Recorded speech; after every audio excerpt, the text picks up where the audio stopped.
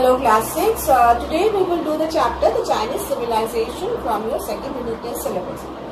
This is the second chapter from your second unit test syllabus. The first chapter that you have done is the Harappan Civilization.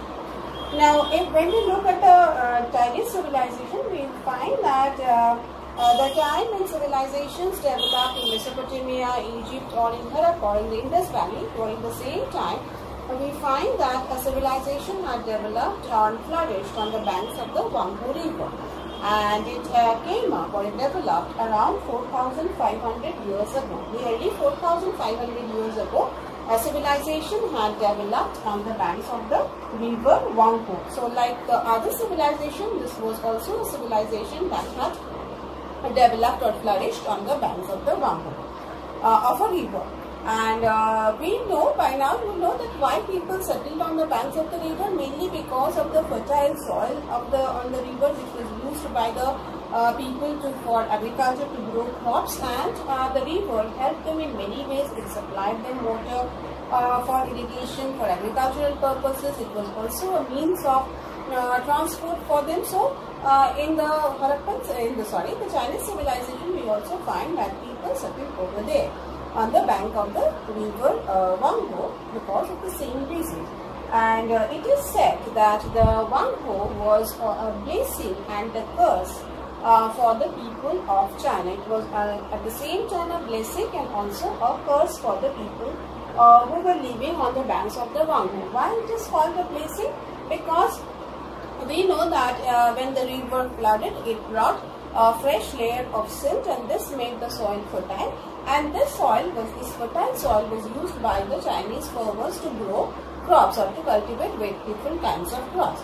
So it was a blessing. If this river did not flood, then it would not bring that fertile soil and it would not help the farmers to grow crops.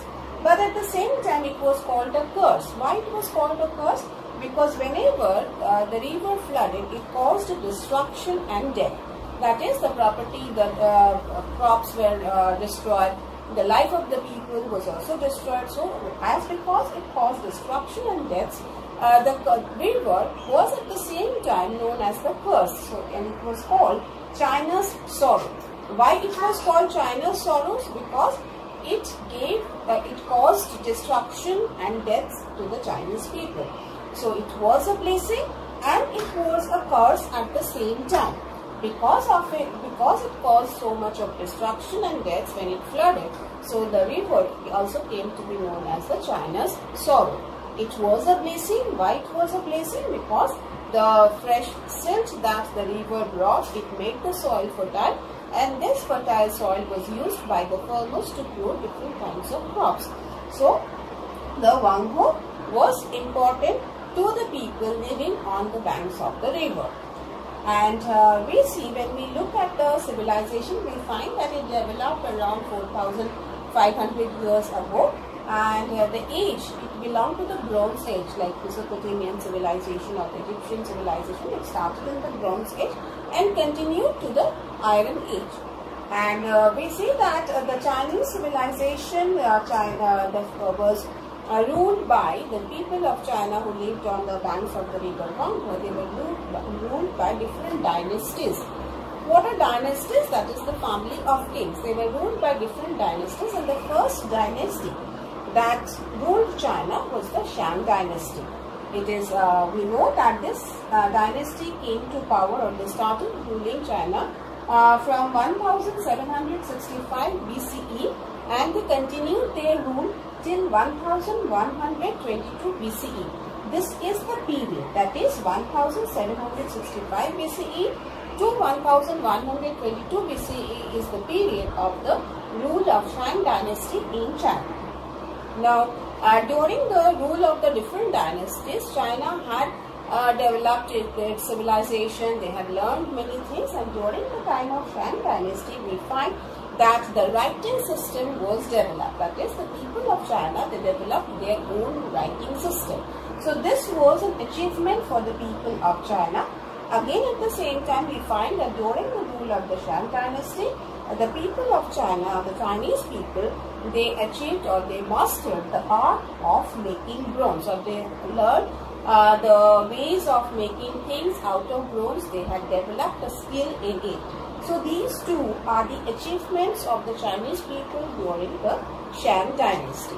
So what we have learned today, we have seen that like the other ancient civilizations like that of Mesopotamia, Egypt or Harappa, the Chinese civilization also developed nearly 4,500 years ago. Where it developed on the bank of the river Huanghe. The Huanghe River was considered as a blessing and also as a curse by the people of China. Why it was a blessing? Because whenever the river flooded, it brought a fresh layer of silt. This silt made the soil fertile, and this fertile soil was used by the farmers to grow crops. Why it was a curse? Because whenever there was flood, it caused destruction and deaths. There was loss of the life of people. There was a destruction of the properties of the people were destroyed. So there was destruction and death, and it was a curse for the people of China. And that is why the river Huanghe, it came to be known as China's sorrow. Why it was known as China's sorrow? Because of the destructive nature of the river. And we see that the Chinese civilization, it started in the Bronze Age and continued till the Iron Age. The first Chinese dynasty that came to rule China was the Shang dynasty. The period of rule of the Shang dynasty was around 1765 BCE to 1122 BC. Means around this time the Shang dynasty was ruling China. During this time, we find that the people of China, they had developed their own system of writing, and they have also learned the art of making things out of bronze. So, because this civilization belonged to the Bronze Age, that means the people of China, they had learned how to use or how to make bronze and make different things out of bronze. So, during the time of the Shang dynasty, they had developed their writing system. And also they had learned or they had mastered the art of making things out of bronze. So that is what we have learned today about the location of the Chinese civilization, where it came up, why the river was a blessing and a curse for the people of China, and the first dynasty that ruled China. In our next video, we will take up the remaining portion of the chapter.